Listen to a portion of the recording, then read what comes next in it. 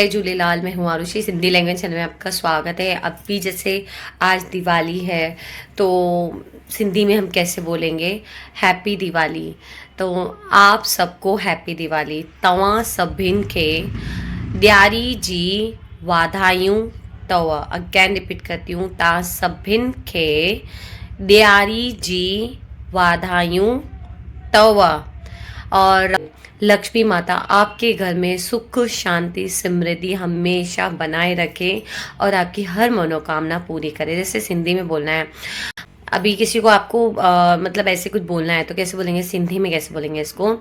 लक्ष्मी माता सभिन खे सुख शांति समृद्धि दे, ऐसे भी बात कर सकते हैं। तो मैं नेक्स्ट वीडियो में मिलूंगी, तब तक के लिए जय झूलेलाल। सबको मेरी तरफ से happy Diwali, happy new year.